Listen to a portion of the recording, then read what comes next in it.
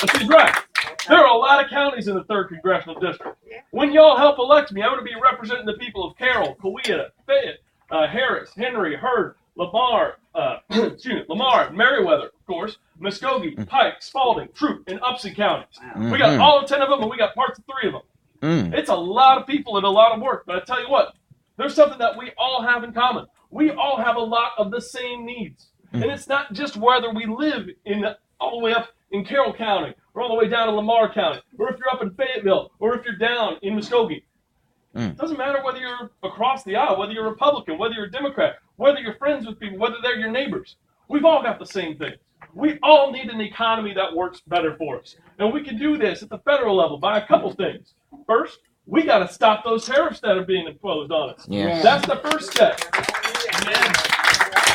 Fred talks about how farming is our #1 export in Georgia, our #1, the biggest part of our economy.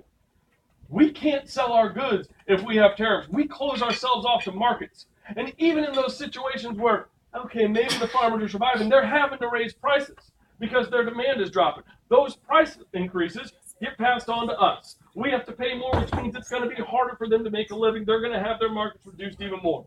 This is a disaster for us. If you look just a little bit to your west, over in West Point, in Troup County, we've got this Kia plant that our representative loves to brag about how he got.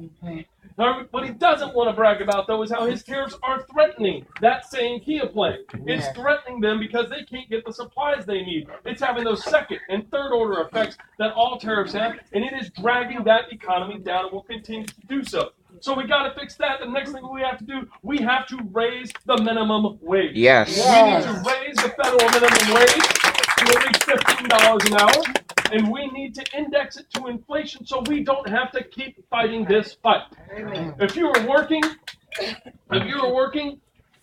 you need to be paid enough that you could put a roof over your head, so that you can put food on the table, and most importantly, so that you can give back to our economy, so you can build that better life. The American dream is one that you can build a better life for your children through hard work and effort. That only happens if you have wages enough. That only happens if we have a strong immigration policy that allows people to come in and work and do those efforts and be the entrepreneurs they want to be. We can only do that if we fix our healthcare system. And the first step we can take to do that is with a public option to purchase Medicare. Yeah. This lowers costs and lets people, right? Doesn't tie people, clap for that, that's good. Doesn't tie people to their employer-sponsored insurance, which, as we've seen from the administration, they're trying to undermine all of those efforts. We need to take care of those veterans. About 1 in 5 people in this county is a veteran, myself included. I just got back from a little stint in Meridian, Mississippi, teaching the next generation of naval and marine aviators how to fly. And if you're worried about how I can get along with people and make these things happen, I want to remind you something. One of those students we have is Mike Pence Jr. Yeah. Mike Pence Jr.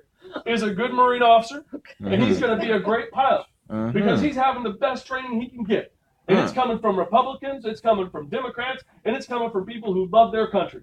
I promise you, if I can get along with my Reddit room, I can get along with the members across the aisle in Congress. We can make this thing work. We need to take care of our veterans. We need to fund the VA. We need to make sure that we are not engaging in pointless wars that waste our time, our talent, and our lives of our citizens for no gain. Right. And we need to make sure that as this school year starts up, we know what's going to happen in a few weeks. We need to end that scourge of school shootings. And we can do that by taking some of the principles that we use in the military. Those principles of responsibility, of training, certification, and applying those into the world. If you're going to stand up and say, I love the Second Amendment and I love shooting, great. Let's go. Let's make sure we do it safely. Let's make sure when we're done, we put everything safely. And if you think the United States Marine Corps does not know how to handle weapons, I want you to stand up and tell me that, because quite frankly, we need to change the way the Marine Corps does things then if we're not doing it right. If we are doing it right, let's bring that to the rest of the country. Right. Now, like everybody said, these campaigns run, unfortunately, on a lot of money. We need every bit we can get. Every dollar you get gives us 4 more people that we can reach out to. It gives us 4 more people that we can send mailers to. It gives us 4 more votes that we can potentially flip.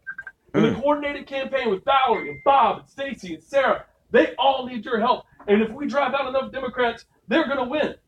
I got a little bit bigger hill to climb. I've got to go to those doors, those hard doors, and flip people. I got to make them go, you know what? I don't like Drew Ferguson either. And I'm a Republican. You know what, Chuck? You got my vote. So if you want to help out with that, if you're feeling bold and you want to go knock on those tough doors, go to our website, chuckenderlin.com or votechuck.us. Volunteer, sign up, send us an email. Let us know. We're going to put you to work. And if you can't, we need you phone banking, or we need you being working on Facebook or letter writing. And if you've got a few extra dollars,